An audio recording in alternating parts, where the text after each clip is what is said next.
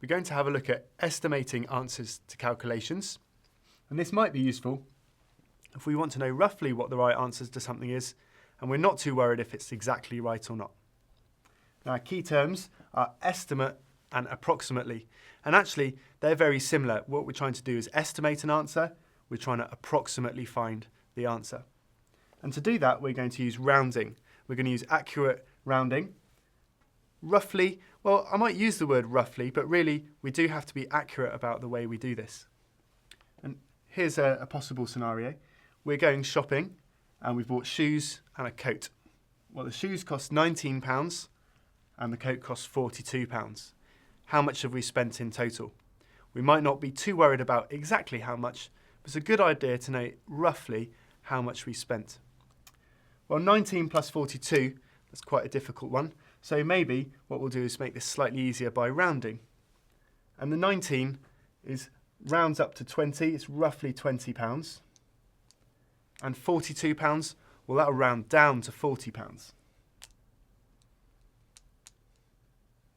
And now our calculation isn't so difficult because we've got 20 plus 40, well, we can do that, that's £60.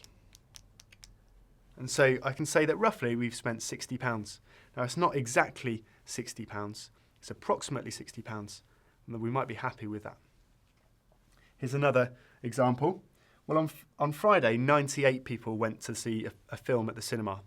And on the Saturday, 75 people went to see the same film at the cinema. And if I was working for the cinema, I might want to know how many more people went on Friday than went on Saturday. And so the calculation I need to do is 98 subtract, take away 75.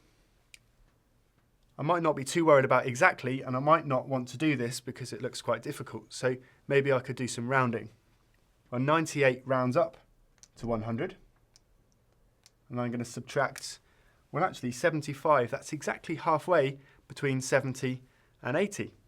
So I've got to make a decision. Well, actually, if we're going to round this correctly, if it's halfway, or if it ends in a 5, then it rounds up to the next 10 in this case.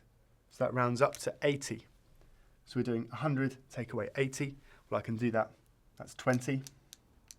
What this means, what 20 means, of course, is that roughly 20 more people went on the Friday than went on the Saturday.